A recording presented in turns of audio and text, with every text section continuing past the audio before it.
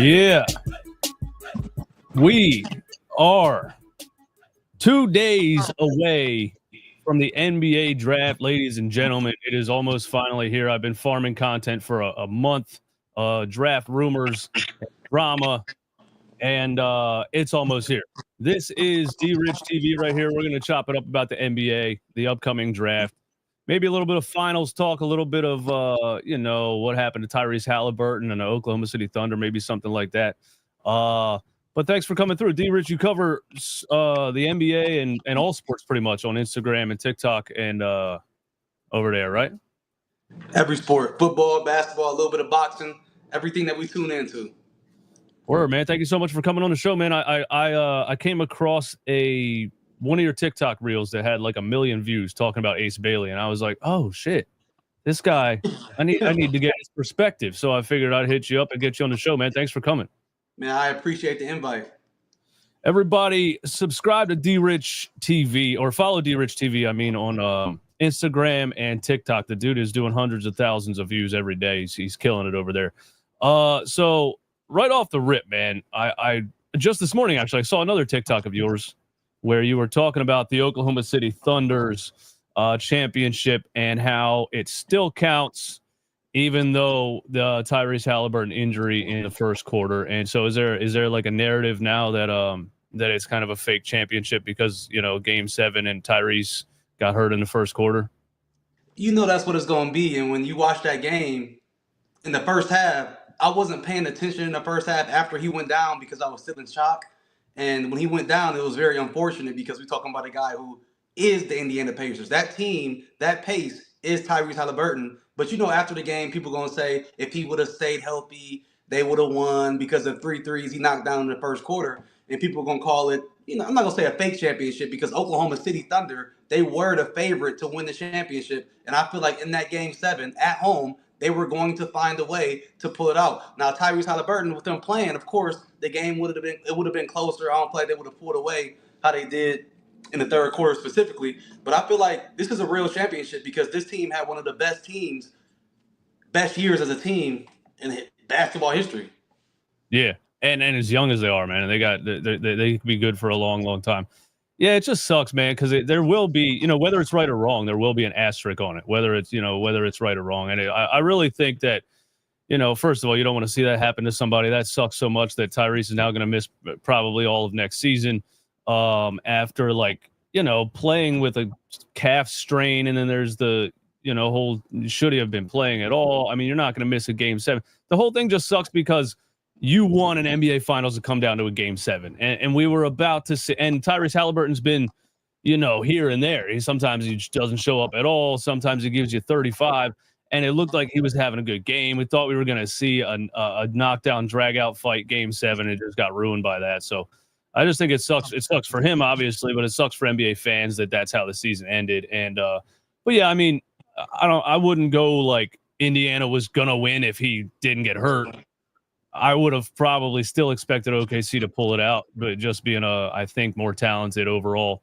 But yeah, that just sucks that it happened that way, man. I think a thing that I was arguing with people today on Twitter about was people are talking about they need to shorten the NBA season. You know what I mean? And I'm like, is that the answer to these torn Achilles? I just don't feel like, what is first of all, the NBA makes way too much money, I think, on games. What do you think? Do you think there's more injuries like that now because of how the game is played? And do you think there's a solution to it? You know what I mean? I had a crazy argument with somebody yesterday in my DMs because I made a post and I said, basketball, NBA specifically, in 2025, skill positions in football compared to basketball players, I feel like it's rougher on the body. 82 games, the way that these guys are out there moving, shorter off season in the summer, following Steph Curry across screens on a back-to-back night. These guys have a lot of wear and tear on their body. And you might hate me for this, but I do agree that they maybe need to shorten the season a little bit because the way that the game is played so up and down now, the travel, I mean, these guys go through a lot with their knees. I'm surprised we don't see more Achilles getting torn with all the cuts that we see in the NBA. I mean, the game is just so agile now, man. It's a lot on the body, I think. And people gonna come up and say low top shoes. I don't think that's the thing. I think it's just the wear and tear, the 82 games, the summers, not to mention the AAU basketball that these guys have played coming up. It's a lot of wear and tear on the body for these dudes. Yeah, it confuses me because, old heads talk about how the game was more physical. And, in the Jordan played 82 games a season. He averaged 38 minutes a game. Allen Iverson averaged 41 minutes a game and usually played over 70 games a season. But he had injuries a lot, too. He never had a catastrophic one like that. And then you take into account like sports medicine, all of these professionals, the diet, the recovery, the training programs. You would think there'd be less injuries now than guys who were less educated on injuries playing more minutes and more games. Don't you think it's just the way the game is played, though? These dudes like following Klay Thompson, chasing him off a screen, all these three-point shooters, the way it's so slash and dash. You watch the Denver Nuggets, slash, cut. Steph Curry, cut. Like these dudes, like they moving way differently than back in the day where it's kind of like bring the ball up slow, post up. Yeah. It's just so different now. Yeah, I mean, but I don't. The NBA is never going to shorten the season, though. Yeah. You know what I'm saying? So what would a solution be for like, because it sucks watching. It's now been like I feel like 3 years in a row where whatever team doesn't get hurt wins the championship, basically. I mean, well, if you're gonna keep 82 games, I wouldn't. I mean, it's really the amount of time that these guys get in the off season off. I mean, they only get like what 2-3 months off, if that. Yeah. Basketball back in October, so 2-3 months off. I mean, you can't make the season longer per se because then you run more into football, and that's already a problem that they have. I mean, I don't think it's a solution. Yeah. Honestly, I mean, I think the only solution would be to try to cut back on the amount of games that these guys play. But like you said, these owners are too greedy, and these players probably don't want to take a pay cut out of their check because that would be something that would have to happen. So yeah, kind of got to bite the bullet. The only thing I've ever heard the NBA propose is a shorter game, like 10-minute quarters, I think Adam Silver said last year, and everybody hated that idea. But then you do that, you run into players who play 12 minutes, and then the numbers of history getting messed up. I mean, then you start playing with history. That's the only thing with that. But that's true. That's the same with shortening the season too, though. So I guess either way you do it, people have a problem with it. Yeah. Yeah. Well, we'll see what they come up with if they come up with something. But it just sucks that an injury like that ended the season, man. But I brought you here mostly to talk about the NBA draft and the Ace Bailey drama. And then right before we went live, a report came out that Vj Edgecombe had a terrible workout for the 76ers, basically. I don't know if that's true or not. They said that he was nervous and didn't shoot well, and now Sixers fans are going nuts with that. I already saw in this chat they're arguing back and forth since I hit the live button about that. But the draft the way it is right now, let's just start at the top. I think the Sixers at number 3. This is what people ask me. I was out all weekend. Every time I run into somebody, hey man, what do you think they're going to do? What do you think they're going to do? I'm like, I have no idea. I think this is the first time the Sixers have been this high in the draft, and I have no clue what's going to happen because of the Ace Bailey stuff. I thought he was a lock at 3, and now it's a big question mark. We can agree that Cooper Flagg is number 1. That's not going to change. That's agreed. Are we agreeing that Dylan Harper is number 2, and that's not going to change? I guess we'll start there. Do you feel like the Spurs could shock everybody and pass on Dylan Harper because of the Stephen Castle, De'Aaron Fox fit? You can't pass on a guy like Dylan Harper who has a feel for the game the way that he has. I feel like when you watch guards in college basketball, his pace of play, you can't really teach that. He has a good feel for the game, specifically when it comes to pick and roll. And you can imagine that with Wemby. And what's so crazy about the Spurs having De'Aaron Fox, we kind of forget that they have De'Aaron Fox, right? So I bet you, I guarantee you this. I bet you if the Spurs knew that they were going to fall into the number 2 pick, they would not have made that trade for De'Aaron Fox because they would have had Dylan Harper. Now they find themselves in a predicament where people say, oh, they should trade the number 2 pick. You can't trade a player like Dylan Harper and have the opportunity to put him on the same timeline. I know we always talk about the timeline and age when it comes to players, but he's on the same timeline as Wemby and the other core players that they have as a youth. You know what I mean? So you can't pass on a player like him. I think he's definitely the number 2 pick. Got to take him. Yeah, I think so too, and I've been saying that for a while. But I've been coming up with scenarios the way the Sixers could trade up if the Spurs would, but they probably won't. But if they would, and a lot of feedback that I get is why would the 76ers want another guard?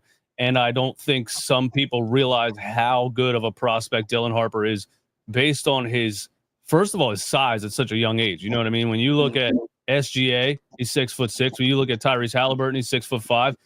To a point guard that size, with all the abilities that he has, you know, people talk about, Sixers fans talk about Tyrese Maxey, Jared McCain, and I'm like, I'm sorry, that Dylan Harper's a better prospect than both of them. Like when you look at when they were drafted, their size and the potential to become a star, I wouldn't pass on Dylan Harper either. So I think we agree that the Spurs stay at number 2, Dylan Harper. And then we come to the 76ers at number 3. And I thought Ace Bailey was a lock, and then he cancels his team cancels a workout, and then you look back at his interviews and the way that he sounded in some of those interviews, and then I started looking back at, you know, all the stuff people were telling me, all the negative stuff that I was arguing against when we first got the pick, which is his bad shot selection and things like that. And now I'm like, I don't know if the 76ers take Ace Bailey, and is his camp trying to force the 76ers to not take Ace Bailey because they've made it public that they want a pathway for him to become a star. And it feels like they're trying to get to a team that doesn't have a guy in front of him that's going to have the ball the whole game. And the Sixers, you know, if Joel Embiid and Paul George are healthy, and then Maxey and McCain, what's your take? If his team is trying to strategically get him to a situation where he can shoot 15 shots a game, that's not what he needs, because that's already the knock on him. Bad shot selection. You just said it. They say he takes tough shots. So if you're his team, why would you try to put him on a team where he can go take more bad shots? I feel like if he comes to Philly, he'll have Paul George to be his mentor. Maybe he won't get the minutes that he wants right off the bat, but he'll have Paul George to be his mentor. But right now, I don't see him going to Philly because the way he sabotaged the workouts. You know, didn't even go to work out. Who do you think you are? Him going to a team like Brooklyn, like, what you gonna do in Brooklyn? You're not gonna get the right development that you need. And the thing about today's NBA, you can be forgotten about in 2 to 3 years. They will send you to the G League, and we won't hear about you again. And the sad thing about Ace Bailey is, coming into this draft, it's no way that you could have told me he would have fell below 3. Now I'm looking at the mock drafts. He going 6, 7, 8. That's millions of dollars. That's millions of dollars. Maybe his team not looking at it that way. Maybe they saying, hey, we can go to this team, you know, average 20 points for 3 years and get a max contract and get it back on the back end. But he doesn't need that right now. He needs to go to a situation with a veteran. And I think Philly's going to have an opportunity to compete next year in the East. Okay, if Joel Embiid can stay healthy, Paul George can stay healthy, Jared McCain, what he was doing, Tyrese Maxey, the guy from France that was killing him, that was killing USA in the Olympics, I forgot his name. Don't know how to pronounce it. It's a very good core team over there, and Ace Bailey can come in and learn. He doesn't need to go to a team to shoot 15, 20 shots a game and become what we see all over the NBA. It's already too much of that. Yeah, I completely agree. But I do, for some reason, think that's what his camp is trying to do. Do you feel like that's the same reason he ended up at Rutgers? You know what I mean? Instead of going to a bigger school, they were trying to get him to be the number one option and it feels like they think that's the best way to get him to a star level, or it's people trying to make money off of it, you know, and trying to get him to become a star as soon as possible, so that he can have his own shoe and all this stuff, and they all get paid, you know? But yeah, I mean, it's like LaMelo Ball in Charlotte. Is he really learning how to win, or is he just out there chucking shots and playing like he's at the YMCA? You know what I mean? I completely agree with that.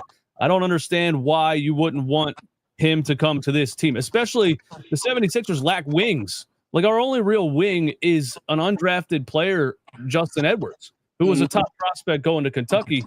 But that's your only real competition at the wing position outside of Paul George. And it really, if they look at it, it makes perfect sense for him to come to Philly. He would get all the opportunity as a young wing to come in and not have the pressure on him, and could develop over time. But it feels like they're trying to get him to go to the Washington Wizards, so he can just, you know, be the guy with the ball in his hands and, I don't know, get a shoe deal and make money. That's what I feel like they want.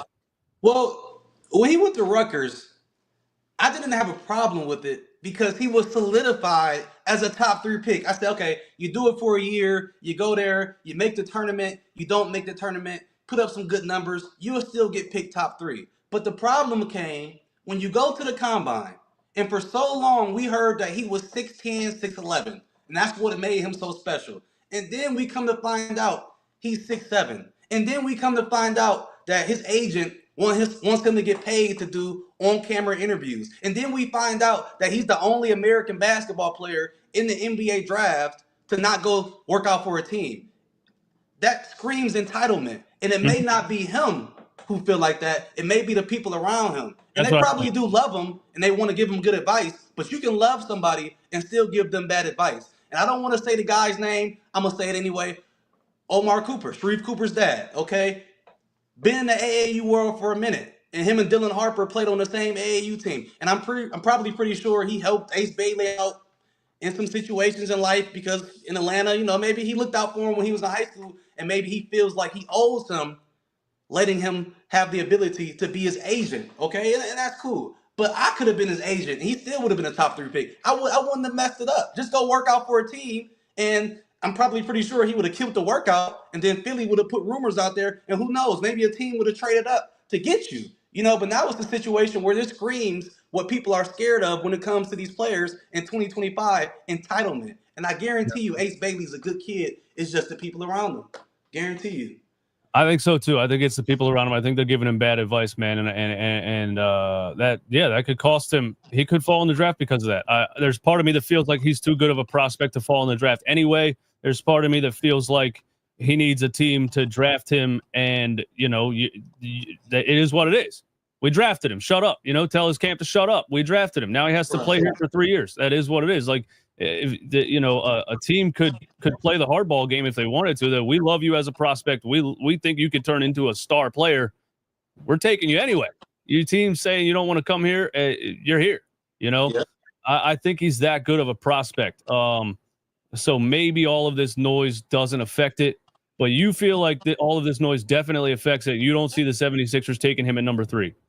Well, if you said Vj Edgecombe bombed the workout, if I'm Philly, I heard rumors that they actually set up a workout and he canceled last minute. Is that true? Is that yeah.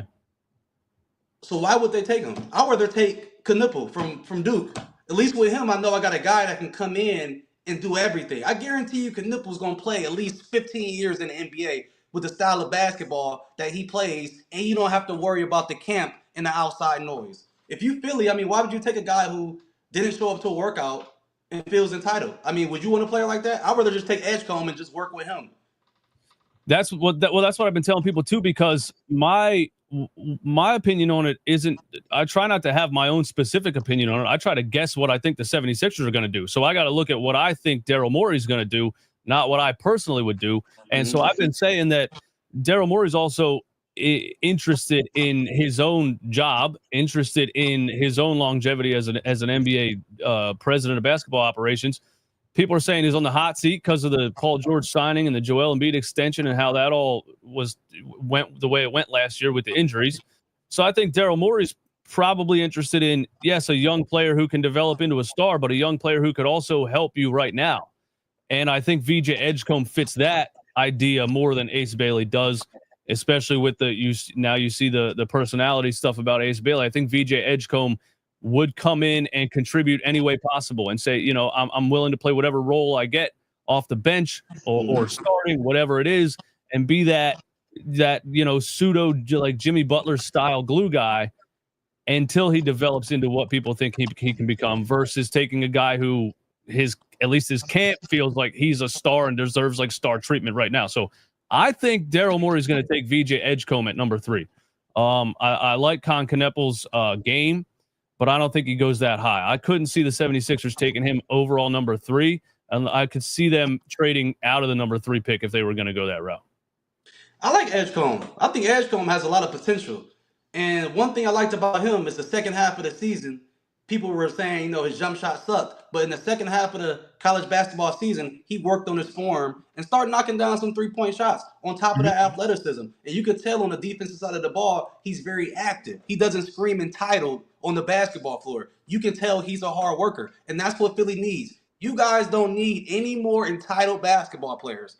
No, you don't need no entitlement. That's why I like Jared McCain. He's not entitled. He comes in, he wants to work. I feel like Vj Edgecombe, he'll fit with McCain. They're both hard workers. You need hard workers and guys who don't want to be a star. They're willing to come in and fill any void that you need and help contribute to winning basketball. You know, you don't need guys that want to be drafted to be a star coming to Philly because you already got enough on your hands already. Yeah, and we've seen the entitlement with draft picks throughout the years. So, yeah, I totally agree with you. And Vj Edgecombe's percentages were higher in the NCAA tournament than they were throughout the season. And that's a smaller sample size, but that could be a guy that rises to the occasion. That could be a playoff riser type of guy, you know. And I love his tools. I love his athleticism. I think Philly would love him as a rookie coming in, running end to end, the highlight dunks, the blocks off the backboard, chase down blocks, and things like that. I think Philly goes Vj Edgecombe at number 3. That's where I'm at with it, man. Let me ask you this. If they ignore all of it and take Ace Bailey, I would be shocked at this point. Go ahead. No way you guys take Trey Johnson. No way. No, I don't think that high, especially I don't think that high. I don't think anything. I mean, he looks like a legit scorer. Don't get me wrong. But I think it's his size, probably. I think he's the same size, I believe, as Vj Edgecombe, 6'5", around 180. But I think Vj Edgecombe has a little bit more of an electric athletic ability. You know what I mean? Whereas the Sixers with Maxey and McCain, getting another guy that's right around 6'4", 6'5", and doesn't jump off the page with that, I don't think they would do that. Okay, yeah, that makes sense. That makes a lot of sense. Unless somebody, if there's a trade down offer that they can't refuse, I think they're going to do it. Yeah, I didn't think they were going to do it at first, but now that there's such a question mark around Ace Bailey, I wouldn't be shocked if the 76ers do trade down. How do you think Edgecombe blends in that backcourt off the rip, though? You know, with Maxey, McCain coming back. Because I feel like McCain was going to be Rookie of the Year last year, definitely, if he didn't get his knee hurt. Yeah.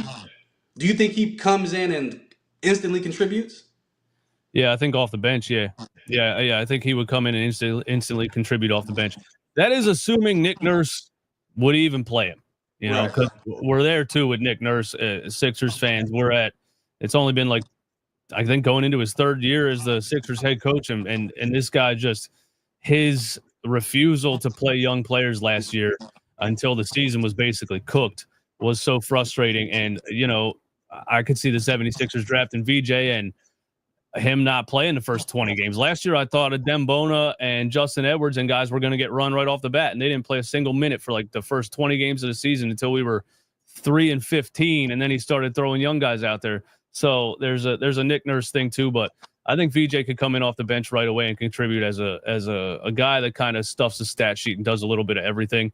And I think I would. I don't know about Jared McCain and where he would play. Me personally, I would start Jared McCain at point guard. I think he's that good. But I don't know what they're going to do with him either. But I think Vj could definitely contribute right off the bat. Yeah. I mean, I can see that. That's what you guys need, a hard worker, man. Hard worker. Exactly. And now there's a report that he was nervous at a workout and didn't shoot well. Well, I mean, do you think that matters? I don't really think that matters. They even in the report, it stated that it's an uncommon situation, like you're running around by yourself shooting the ball. That, I don't think you can. The same thing happened with Markelle Fultz, which maybe they should have listened to that. Right. When Markelle Fultz couldn't hit a shot in his workout. But I don't really think that matters that much. What do you think? Yeah, I really don't buy into the workouts too much, because we hear about a lot of players who come in and don't have the best workout. I think when you look at a guy like Vj Edgecombe, it's in the numbers. It's in the hustle on the basketball floor. It's in his ability to put the work in and get better at shooting the second half of the season. That's a big thing to me, because coming into college, my thing was like, can he shoot the ball? Yeah, he can dunk and jump off the screen, but can he shoot the ball? And he showed, I'm going to work on my three-point shot, more specifically my form, and improve my numbers. So that shows you he got the right people around him, and he's trying to show people that, hey, I can work on whatever needs to be worked on top of my hustle. So Exactly. I don't really get too much into the workouts. Shooting on air, I don't really get into that. I say that all the time too, and he has a nice looking jump shot. There's a lot of times where a guy has a busted jump shot, and you're like, this guy's never gonna figure out how to shoot. But he doesn't have a bad looking jump shot, and so he's shown the mentality that he's gonna be a guy that comes in and puts in the work. And I think just repetition will get his percentages up from, he was a 35% 3-point shooter. It's not like he was a 20% 3-point shooter. You know what I mean? He was like around 35, 36. So I don't think his shooting is something that they should shy away from. But I do think number 3 is a big question mark now with the Ace Bailey stuff. But we'll see what they do, man.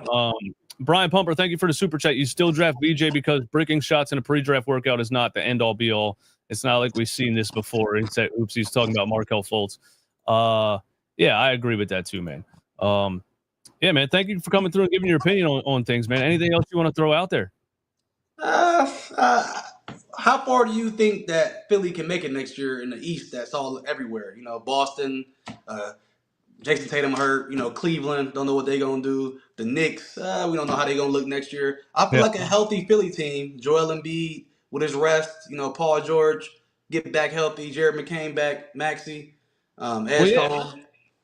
Well, first of all, when you talk about healthy Joel Embiid, people forget that was the most dominant player in the NBA when he was healthy. Right. He was absolutely destroyed. He was putting up historic stat lines. He was a unanimous MVP one year. I thought maybe he should have got MVP one of those other years. But between him and Jokic, two totally different players. I don't hate that Jokic won it over him or anything like that. But Joel Embiid healthy, you're a contender right off, no matter what. I think people are forgetting what it means when you say if Joel Embiid's healthy. We're talking like the dude was dropping 35 points a game and was completely unstoppable. The highest point per minute in NBA history. He dropped 70 on Wemby in 3 quarters. He scored 22 points on Victor Wembanyama in 5 minutes. Wemby guarded him for 5 minutes in that game. He scored 22 points on him. He is absolutely unbelievable of a level scoring when he's healthy. I just have a fear that it's over. I have a fear that he's not going to get back to that. 31 years old, 4 knee surgeries. It doesn't feel realistic to me that he's going to get back to that. If he gets back to that, yeah, of course, you're a contender no matter who's around you. Joel Embiid took, T.J. McConnell, Robert Covington, and Luke Baamute his rookie season. It was 12-5 in January. The first month he ever played in the NBA, he had to process Sixers at a well above 500 in 1 month, and then he got injured, which would become him getting injured every year. But he's unbelievable when he's healthy. But I just have this fear that it doesn't feel realistic to me that he's going to get back to that. You know what I mean? So how many games would you play him next year? If he's healthy, I'm playing him. I think I'm at a point where if he's going to get hurt, he's going to get hurt. That's how I felt last year when they were, babying him in the beginning of the season, talking about this ramp up stuff. He's ramping up. He's not ready yet. I'm like, put him out there, bro. Because we're just tired of playing this game. We're tired every year. Oh, if he's healthy, we're just ready. We're almost ready to move on. That's sad to say because he was that amazing of a talent when he was healthy. At this point, I'm like, if he's healthy, play him. If he gets hurt, we won't even be shocked. He gets hurt every year. If he doesn't get hurt, we'll be shocked. You know what I mean? Right. So you kind of expecting it. It sucks, man, but that's where I'm at with it. I never really question his ability or his effort. Sometimes I question his dedication to his diet and his fitness and things like that. But the only real negative I ever say, and it's not his fault, is that he just gets hurt all the time, man, and it sucks. But yeah, it doesn't feel realistic to me next season. It just doesn't. And then Paul George, I don't know I think I probably overreacted a lot to what Paul George looked like last year because we didn't expect Paul George to carry this team anyway. We signed him as a third option. He would have been a very good third option if Joel Embiid was healthy. The whole thing is still if Joel Embiid is healthy. And I think Sixers fans are over it, but, we'll see. One more question. Yeah. What did you expect from Jared McCain when he was drafted by Philly? Did you expect for him to be as good as he was before he got hurt? No. Jared McCain absolutely blew me away, bro. First, I was angry about the pick because I thought the 76ers needed a wing. I thought they were going to draft the Lakers drafted, big wing, white dude shooter. Connect? Yeah, Dalton Connect. I thought they were going to draft Dalton Connect or there was another guy there that I was looking at. I was so mad because I was like, dude, he's a 6'3" guard. I didn't think it made any sense. And then I watched him play, and I was like, "Wait a minute, what the fuck?" That kid's unbelievable, bro. And he's so happy on the basketball floor too, just happy to be out there, just like. Dude, I had so much fun watching him. He's unbelievable. He's a 3-level scorer. He just has counters on top of counters. He's out here just double pivot, spin move, one-handed floater. He was unbelievable last year. I'm very excited to watch him. And I ate crow for my reaction to them drafting him. I admitted it so many times, dude. That dude blew me away. I was totally wrong about the Jared McCain pick. Yeah, I'm excited to watch him next season, man. Yeah, for sure. Me too, man. Me too. DRichTV on Instagram and TikTok. Thank you for coming through, man. I really appreciate it. Thank you for giving me your take on the Ace Bailey stuff and the Vj Edgecombe stuff. And we'll see what happens in the NBA draft, man. Almost here.